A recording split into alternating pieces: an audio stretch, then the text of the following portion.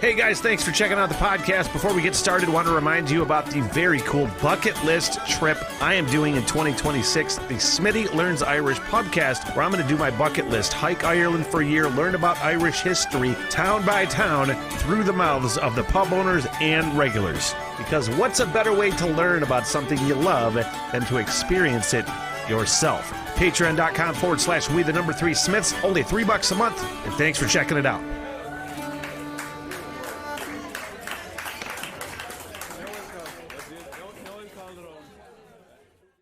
1, 2, 3, 1. Finally, seeping is the key word here. Smart enough to figure it out. I just ask questions and talk shit. I'm not the All I news. saw was a lake, mountains, and some trees. That's the running theme on this fucking podcast. Whoever deserves mocking, and that includes a host. Man, there is a record amount of meth in this place. Kinetic. Just sounds like stuttering Smitty. Challenge 2022, y'all. Fuck milk crates, y'all.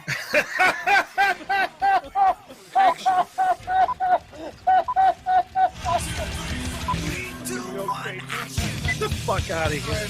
What the hell, everything? Holy moly, happy what the hell everything day.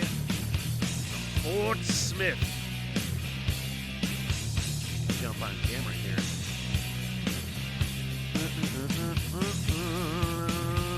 Hi. Oh man, let me do this and that. You know, sometimes you're just not ready.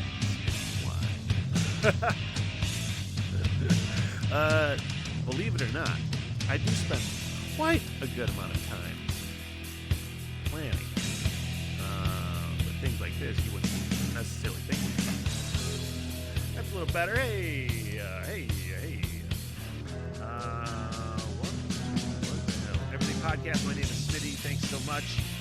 A lot of stuff to yap. I don't know if there's a lot. If it's that there's a lot of stuff to yap about, or is it just that I'm going to take a long time yapping about it? And by a long time, no. It goes. What does this podcast go from? Solo. We're just sitting here yapping. Got a few things, you know. Half an hour, 40 minutes. That's a good time to sit with a podcast, right? Shout out, sponsor. And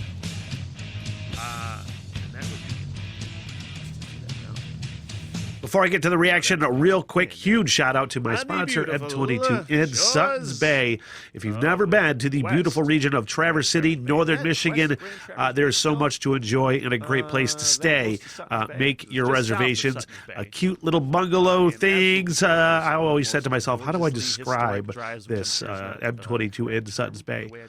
Is it a hotel or is it a motel? It's an inn, dummy, M22 Inn, Suttons Bay, with a great view of West Grand Traverse Bay, essentially Lake Michigan shores, along the historically gorgeous M22 Drive. So if you're looking to book some vacation time in one of the fastest growing tourist spots in the country, here you go, M22 Inn, Suttons Bay. Thanks so much. M22 Inn, Suttons Bay, and then hit up Hoplot. You can hit up Boone's Primetime, which is a fantastic little fucking bar. And by all means, check those guys out. Kevin and the crew at M22 Inn, Suttons Bay. I actually adore those people. I heart you. Look at this fucking hair, man. This fucking hair. Don't know what to do with it, really, to be honest. It's in this awkward stage. Like, it's fucking kind of getting awesome. But when you're working at Bourbon 72,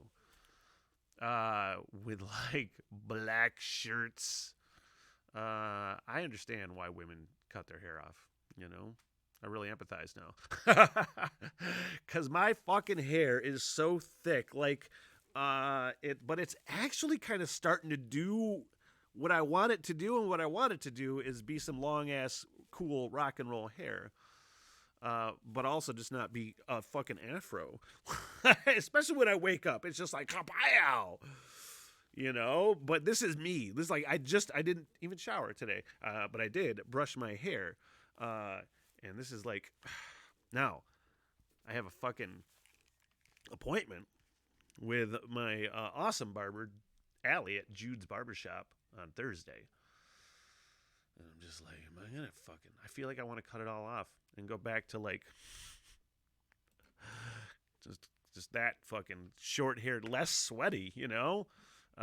Because honestly, this fucking hair is so thick and it weighs so much. First of all, it's probably affecting my posture. It's just weighing me down. But it's, you know, just a sweat conductor. And, you know, it gets hot and really fucking just poofy. At the end of a shift where I'm busting ass, it's just all over the place. I feel like, and I guess I do this hair flip.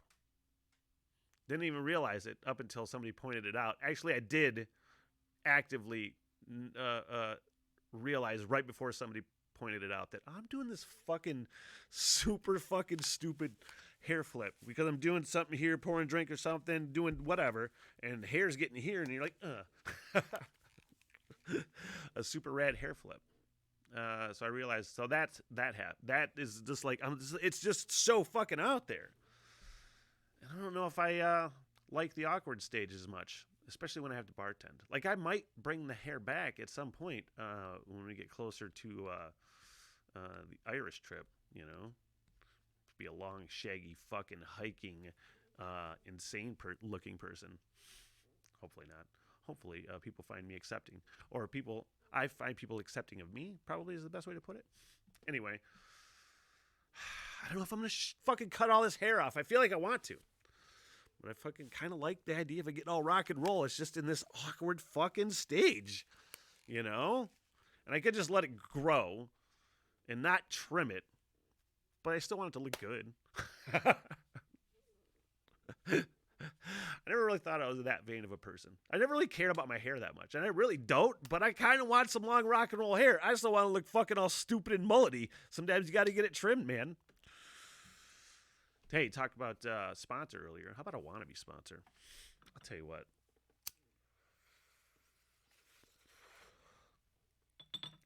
Botanicals in Kalkaska, Michigan. It is fucking incredible to me that my hometown, my hometown is a weed mecca, kind of for Michigan, for the state almost. I mean, one of, probably. But up until this point, historically, just a small, beat-down, fucking middle-of-nowhere town in the middle of nowhere, northern Michigan, that has been just, poor is the best way to describe it. The whole fucking existence, I feel like. And this is really a really nice stab in the arm for the local economy. You know, so many options. They got the Kalkushka Lounge, which I haven't visited yet. I was just trying to get settled here. And I'm going to probably, actually, I think I'm going to hit that this week. I think I'm going to I know what I'm doing. Wednesday, Wednesday, I'm going to the Kalkushka Lounge. Fucking A. I think I'll do that. But Botanicals is right next door. Nice little fucking, nice little weed store. What all is in? And I have been to 4 now. Weed stores in Kalkaska. Obviously, I've been to Loom. That was the first one I ever frequented in Honor, and then in Kalkaska, Pincana. There's another one in that same plaza. There's like 3 weed stores, 4 in the same plaza in Kalkaska, and then Botanicals, which is right downtown, and that's why it's fucking so cool to me. You know, in the town where you grew up, where things like this weren't accepted necessarily, you know? But now, to see it right downtown, right next door to Kalkushka, the frontage is super cool looking. The store is super professional in Botanicals, and they're really knowledgeable about, like, the weed. They have them all in nice bowls, so you want to check something out. They give you a little smell, and then, all right, we'll weigh it out. There's an eighth, whatever. You want this? Well, we got some fucking pre-rolls over here. and really not knowledgeable. From one, I'm not the most knowledgeable weed person. I know how it makes me feel, how certain ones make me feel, and I prefer certain ones at certain times of the day. But I'm still don't know what the fuck I'm talking about. For the most part. So it's nice to have somebody to talk to when you go in there, and it's super professional. Just like when you go to these fucking weed stores too, man, it is so professional. Now, I've not been to a one where it's just like, it's kind of a shit show. None of them. They all got their shit together. They go in. Everybody's checking IDs. Everything's computerized. There's security, and it is like most of them are like museums. 100%. Most fucking weed stores are like museums. Man, I really love talking to people, and it happens every once in a while, that were sort of like me, where you weren't really down with weed until later in life. And then you're just kind of like, oh, I get it now. It kind of, lack of a better term, it's fucking medicine.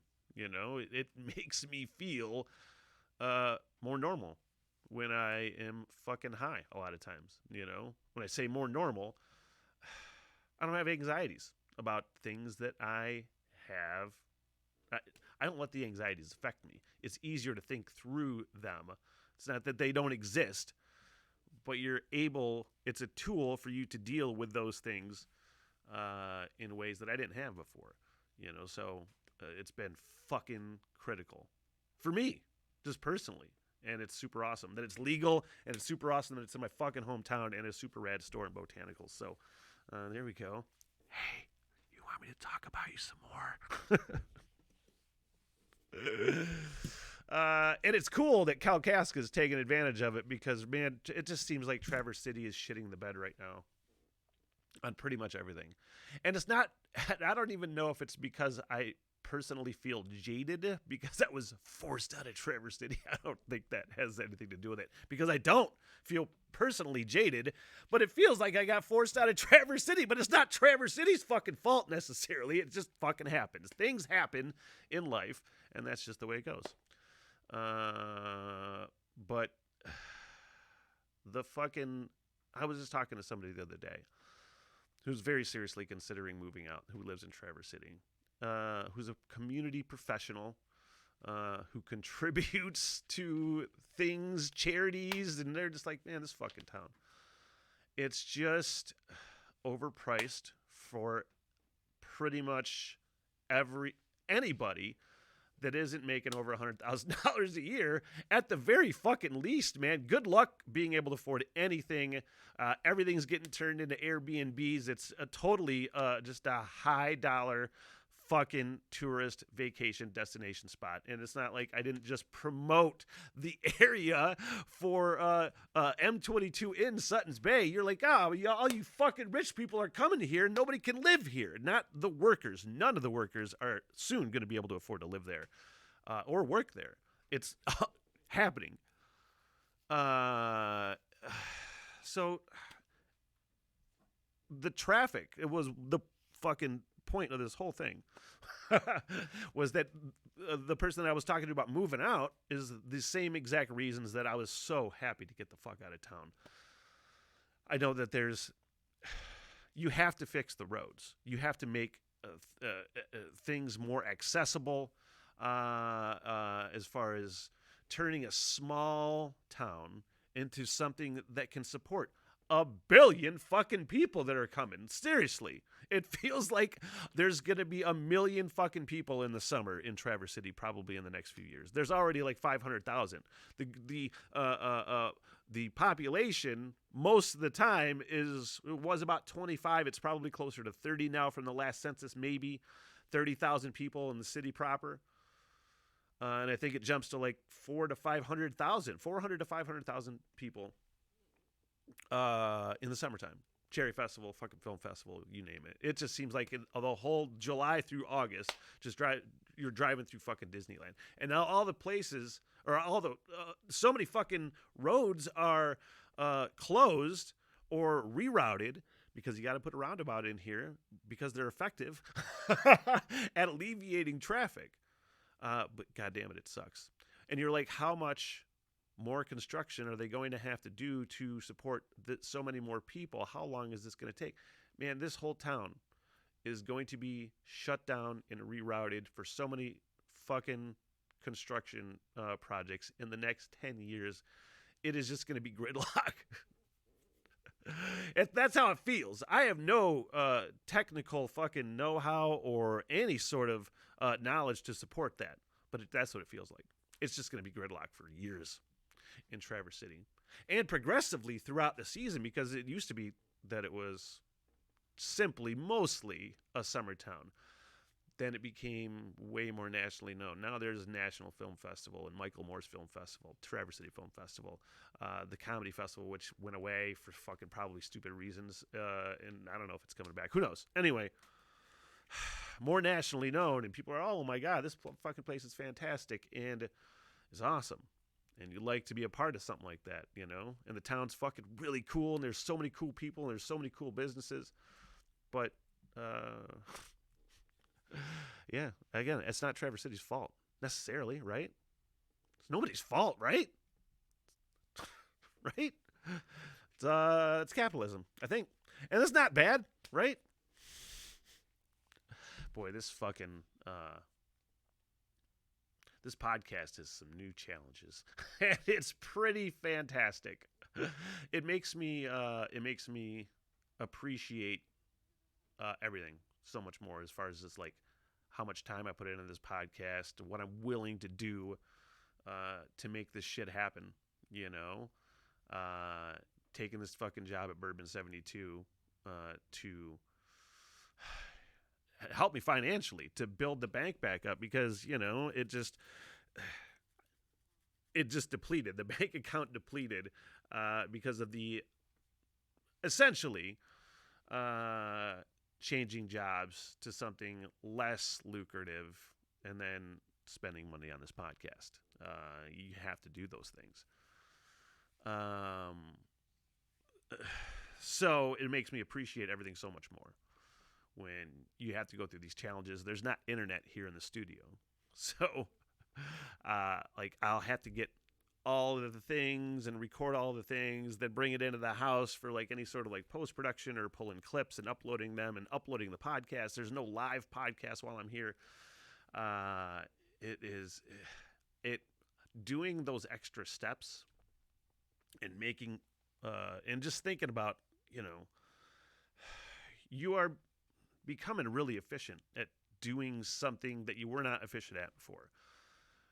This would have totally beat me down fucking years ago, a couple of years ago. If I was doing this company, if I had started this company, had started doing these podcasts, let's just say 5 to 10 years ago, and had to this, you know, get to this point where, God, we're almost at 1,000 subscribers on YouTube. People are really digging the stuff. It seems like more people are catching on. And then all of a sudden, shit, you got to break the fucking studio down. And you got to set up in your fucking parents' house. What? I would have never, ever, ever taken the time to set up this studio in here before. You know what I mean? I don't think I ever would have taken, it would have just beat me down mentally. But you get to the point where, you do know enough about these things, how to do these things. It's not the most difficult thing in the world anymore. Getting to that point, but then having to do all these new rigmarole challenges and being okay with it. Okay, well, it only takes this extra amount of time. It's not the end of the world. Like I said, yeah. So when I do get into a new studio that's a permanent studio, there won't be these challenges. You know, you won't have to do all these things. It'll be so much more easy, so much easier, I do believe is the correct term. And I am fucking rambling. Where's that song? Where's that rambling song? Sometimes. Oh, you know what I'm fucking stoked for?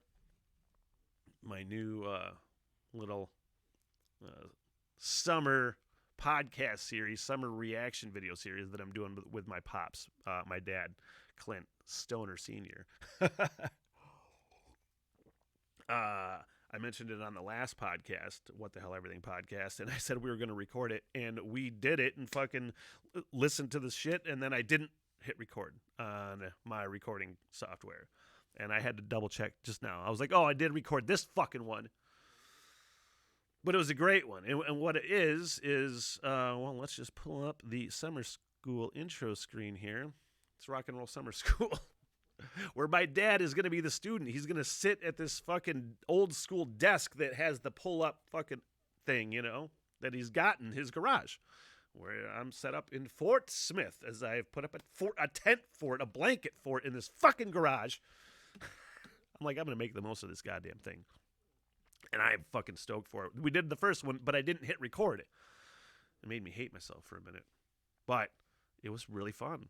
We did the Dropkick Murphys, and each one is going to feature a different band, have 3 songs, kind of run the gamut of what that band does, and then get an opinion if I could put a crack that Clint armor, because he's got musical armor up. He doesn't want anything fucking new or like heavy or anything. He has hated my fucking music since I've been a teenager till now, it seems like. So I'm going to play him my favoriteest music. Each one is going to be, like I said, it's a series throughout the summer that I'm staying here at my folks. So it's going to be so fun. The first one was really fun, and I wish I would have recorded it, but I will. And we're going to record a new one today. And I will say, I am going to flip a coin between Corrosion of Conformity and Clutch. And I have them ready to go. I have the songs ready to go, regardless of which I pick. I just don't know which I'm going to do first. And I'm stoked for that. I love just sitting here getting high and talking shit. Talking music with the old man is really fun. You know, kind of picking his brain about some stuff, you know, and trying to get him to accept my things. It's really fun. And I promised I'll fucking hit record on the next one. Hey, you guys, I think that is going to be it for me today. And I want to tell you, I really appreciate you. I really appreciate if you're taking the time to watch any of this. Please like and subscribe on YouTube. And please follow along. Patreon.com/we3smiths. It's only $3 a month and way more stuff. And I'm working to include way more content on Patreon as soon as we get settled and can start pumping these things out the way I want to. So remember that, and I appreciate you guys. Thank you so much. Until the next time. So long, sucker. Good night, everybody! I am so sorry for everything that has happened. Bye-bye. Yeah, all right, I'll see you guys there. By the bar and get your face, huh? Get me paid, bitch! Sit, boo-boo, sit. Good dog. I love y'all very much! Peace out! Good night, ladies.